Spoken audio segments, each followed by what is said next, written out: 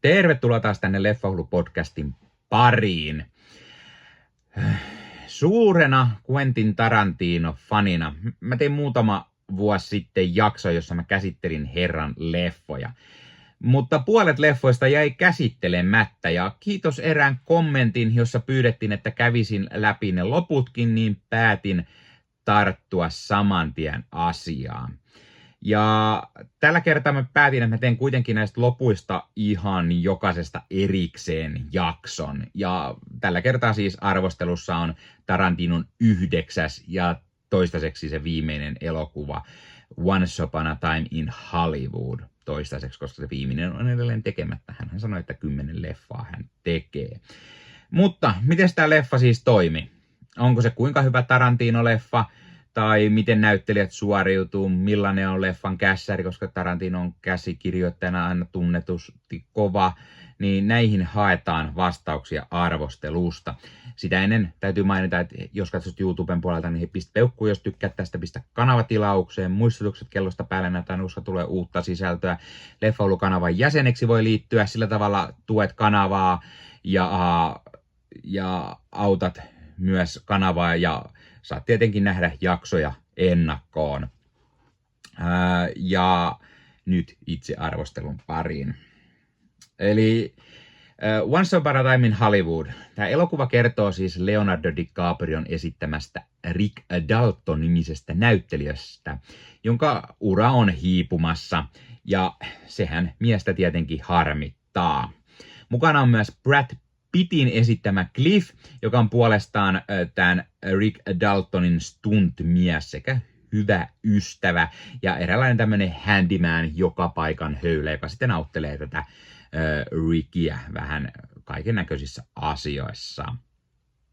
Tässä nähdään myös Margot Robbien näyttelemä Sharon Tate, joka tietysti moni tuntee surullisen kuuluisan Sharon Taten tarinan ja tässä leffassa seurataan just näiden hahmojen edesottamuksia ja sitten siihen heitetään tämä Mansonin klaani ja se uhka, että kun kaikki tuntee tarinaa, niin mitä Sharon Tatelle kävi ja mihin tämä leffa on lopulta vääjäämättömästi suuntaamassa. Mä siis vaan jotenkin rakastan tätä Tarantinon käsikirjoitusta tässä. Ja siis muutenkin hänen tyyliään kirjoittaa. Siis tässä esimerkiksi hahmo kertoo, mitä hän oli tekemässä. Esimerkiksi alussa Al Pacinon esittämä tämä tämmöinen elokuvatuottaja, niin hän kertoo, että katsoin elokuvaa, sytytin sikarin, kaadoin drinkin ja sitten vielä näytetään sellainen tuttuun Tarantino-tyyliin kuvasto lätkähdetään sellainen bum bum bum vauhdilla naamaa. Ja sitten miten tämä Al Pacinon näyttelemä hahmo kertoo Rick Daltonille, että hän katsoi leffoja ja millaiselta filmikopiolta, siis kenelläkään muulla ohjaajalla ei tule edes mieleen tai kirjoittajalla niin kuin kuvailla, että tämä oli 16 millin filmikopio ja tämä oli 22 millin filmikopio jäneen. Siis todella mahtavaa kirjoitusta ja siis tietää, että Tarantino on myös kunnon leffahullu, kun hän kertoo tällaisia asioita. Toki Tarantinon hahmot, dialogi on aina parasta, mitä on, ja koko se tarina vaan. Ja eikä siis ihme, että juuri käsikirjoituskategoriassa Tarantinolla on Oscar-pystejä. Tosin aivan liian vähän, mutta niin kuin, hän ei ole saanut ohjauksesta esimerkiksi tai Oscar-palkintoa, mikä on sääli vaan pelkästään käsikirjoituksesta. Tästä leffastakin olisi pitänyt tulla ainakin käsikirjoituspysti, sitä ei tullut, ehdokkuus tosin tuli kylläkin. Mä pidän myös tosi paljon, että tässä leffassa nähdään näitä Rick Daltonin leffoja ja sarjoja, esim. Bounty Love, josta olisi tosi hieno nähdä semmoinen Tarantinon tekemä Bounty Love-sarja, minkä hän kirjoittikin jo aikana ja puhui, että hän sen tekee. Tai sitten näistä spagettiwesterneistä, mitä tämä Rick Dalton kävi tekemässä. Siis tämä leffa tämä leffa pyörii Hollywoodin ja leffojen ja sarjojen teon ympärillä ja kulisseissa, niin mikä muu olisi enemmän Tarantinoa kuin se? Ja se, että se ajankohta on 60-luvun loppu, minkä leffoista Tarantino pitää eniten 70-luvun leffojen lisäksi siis, niin tämä niin kuin jotenkin sopii tosi hyvin.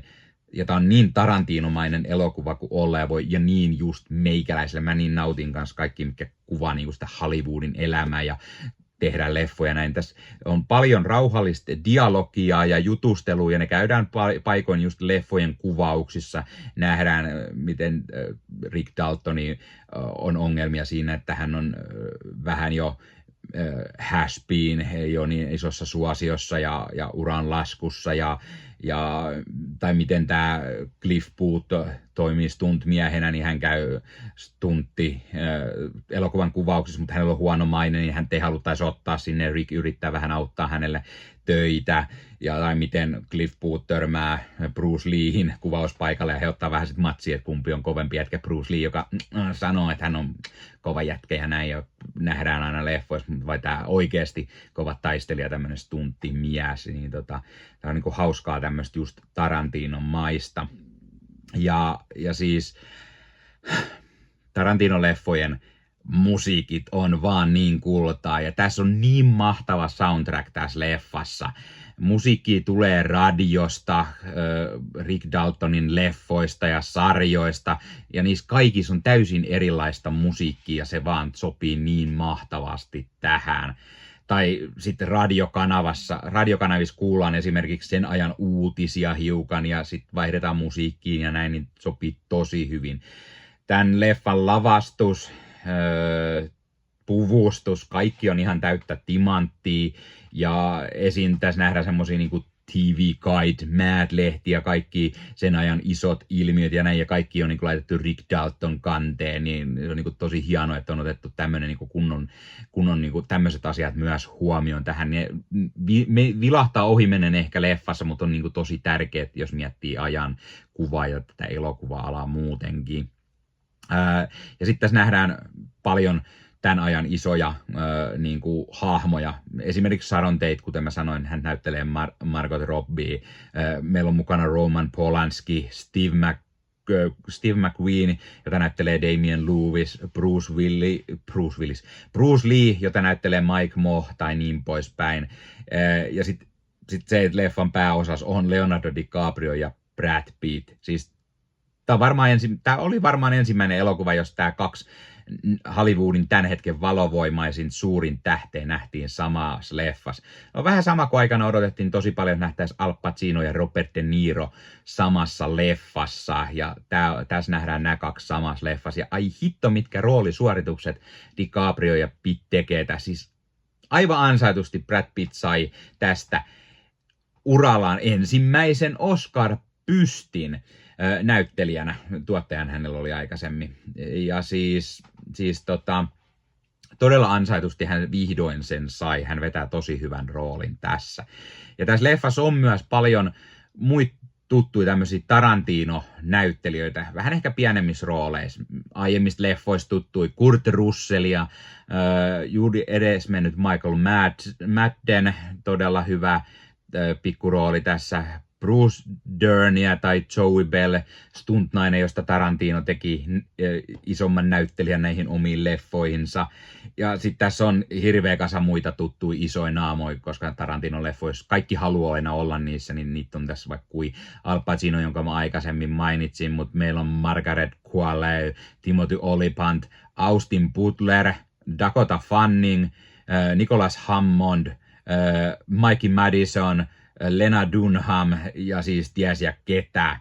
Ja sitten tämä leffa on tosi hyvä, tämä tämmöinen Hollywood-ajan glamouri, 60-luvun lopun glamouri ja rosoisuus ja tämä kaikki elämä nähdään tässä. Sitten tässä mennään käymään legendaarisella Sponge Ranchilla, joka on tämmöinen paikka, missä niinku kuvattiin leffoja tässä näin, niin sitten muuttuu yhtäkkiä semmoinen kauhu, thrilleri, fiilis, semmoinen kohtaus, jossa on semmoinen jännittävä tunnelma, tietää, että tämä Mansonin klaani asustaa siellä ja mitä vaan voi tapahtua hetkenä minä hyvänsä, tulee se jännitys, tai sitten lopulla kun nämä Mansonin tyypit lähtee sinne Sharon Taten asunnon suuntaan ja näin, mutta sitten tulee se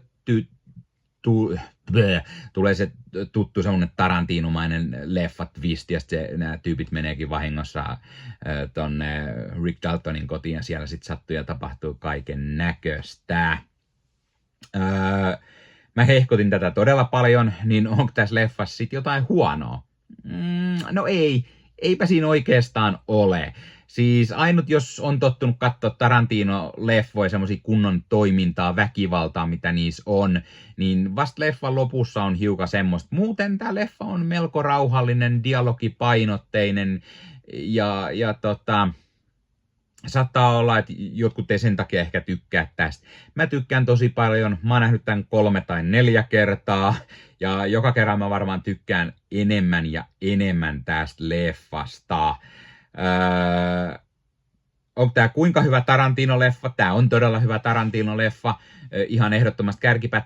Kaikki ne on hyviä. Niin tää on tosi vaikea niin kuin sanoa, että kuin hyviä. Näyttelijät suoritut loistavasti, niin kuin mä sanoin, kässäri on ihan timanttista. Siis mä annan tällä arvosanaksi ihan sen täyden 10/10. Mä vaan tykkään tästä elokuvasta siis todella paljon ja kaikesta mitä tässä on. Tää vaan on siis niin rautaa tää leffa. Ja mä en keksi mitään huonoa sanottavaa tästä leffasta. Pistä kommentteja. Ootko sä nähnyt tämän leffa? Mitä mieltä sä olet tästä leffasta? Tykkäätkö? Et? Miksi et? Mitä mieltä oot näyttelijöiden roolisuorituksista? Mikä on sun mielestä Tarantinon paras leffa? Entä Leonardo DiCaprion paras leffa tai rooli? Tai Brad Pittin paras leffa tai rooli? Laita kommenttiin. Ja nyt myös koodilla LEFFAHULLU saat 10% alennuksen kulttileffakaupasta.